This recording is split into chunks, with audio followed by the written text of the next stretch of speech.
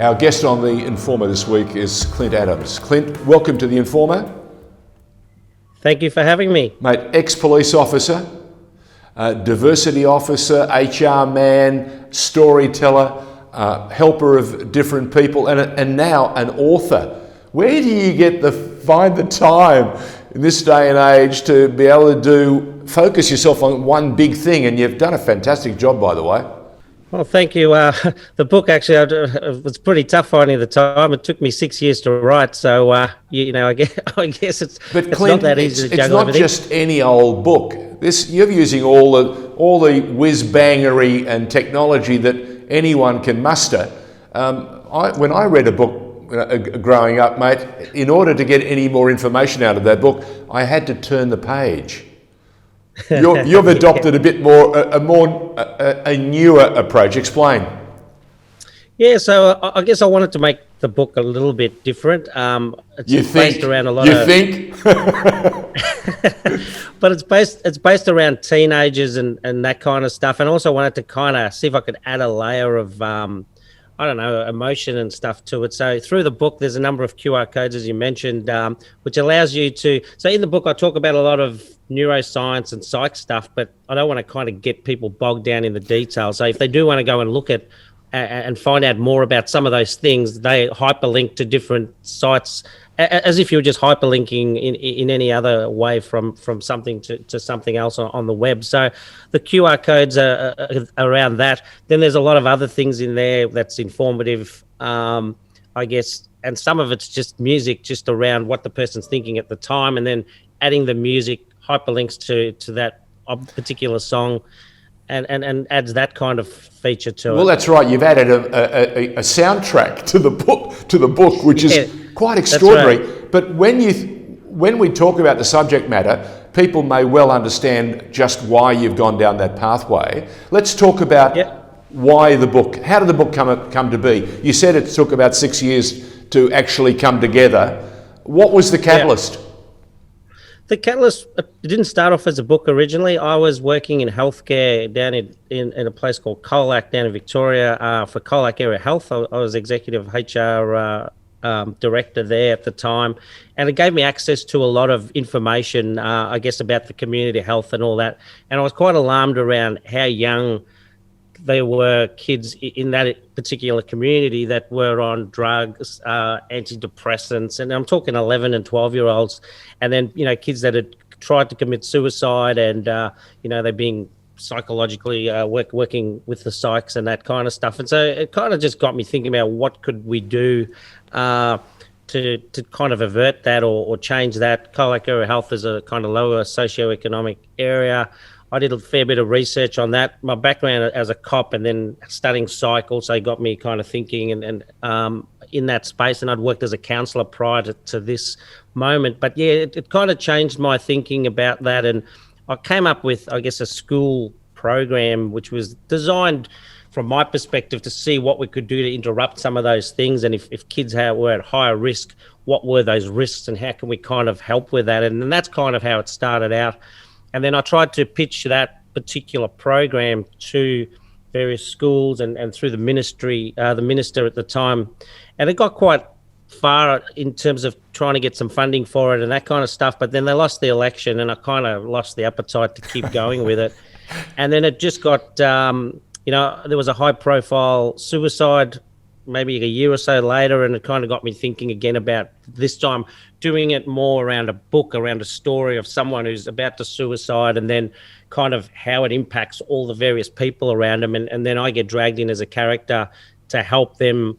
And this is where the school program kind of gets brought back in, as in me as a character bringing it in and trying to work with the teachers and the principal and the kids themselves after a suicide. So that's and there are 3 or 4 threads that go throughout this book that are illuminating. They do shine a light.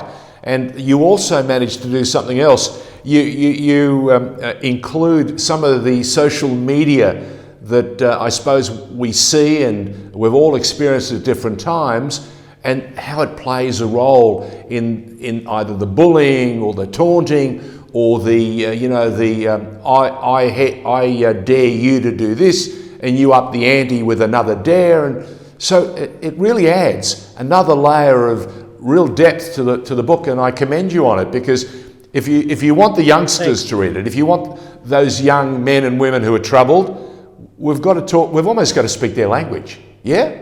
Absolutely, absolutely. And they do use it a lot with their interactions. And a big part of the theme through the book is actually talking about conversations, and part of, like mental health is a funny thing, because generally when people are struggling, they don't want to talk about it. So no, they're too anxious. They're to open up, they're too tight. They're like this, they're wrapped up, and it's like a straitjacket, and I can't open up. I don't want to open up. I'm resistant to being opened up by anybody. And you can see the anger rising. In fact, going around Victoria at the moment, there are a lot of angry people. Yeah, oh, absolutely. It's definitely a common thread that comes through. And when I've dealt with people at the workplace, because they've all been kids, just like we've been kids at some point, you carry some of those themes through your life, and it becomes what you think is part of your personality, but it's actually, you just don't realize that you've got this habit or undercurrent of whether it's fear or anger. And like you say, it comes to the fore when people are under pressure. That's kind of when, even the Black Lives Matter stuff, that's a lot of rage, not necessarily at that thing. It's about all the other things that have come all the things that have taken place over 200 years. Speaking of that, correct. With your background as a former police officer in Victoria, how do you feel about your fellow officers, male and female, who are being baited by certain groups or certain players who feel that this wave of civil disobedience fits right into who they are? Yeah, look, it's a tough one, right? Like, I mean, obviously the incident that happened, you're always going to get analysed if something goes bad. As a cop myself, and I've still got a lot of friends and family who work down in Victoria Police as well, even now. It's a tough one, because people have to make snap decisions in quick time type of thing. And sometimes, obviously you add the complexity of America with the firearms issues and stuff they have compared to Australia. I've never had a gun pulled on me, but I certainly know officers that have.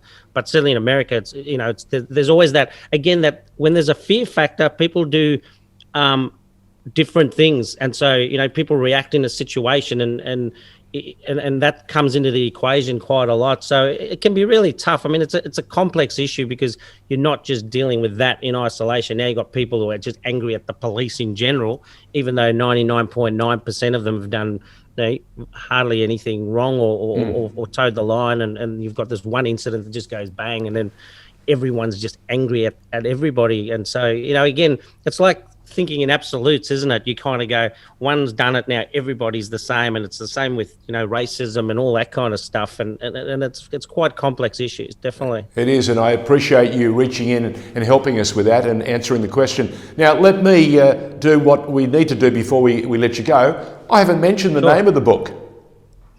I've got a copy here. It's called Lighting the Blue Flame. If just the name of the hold book. Hold it forward so it doesn't glare. Sure. Lean it further forward. He's learning. Lighting the Blue Flame. All right, excellent. Okay. There, very good. Thank you, mate. That's important. Good. Now, it's available in all good bookstores? Because of the COVID, I haven't seen them make it to the Australian bookstores. You can certainly buy them online, because my publisher's in the UK, so I know that friends of mine and people that I know have bought the book. It said it takes a couple of weeks to kind of come through, but because a lot of the bookstores here have been shut and people haven't been able to go to them, it hasn't kind of hit the stores as such. But yeah, definitely you can buy them online, Amazon and all the rest. Clint Adams, really great to finally catch up. We wish you every success with the book. I think it's an important one, and it has an important message. Thank you very much. Thanks for having me. Really appreciate it.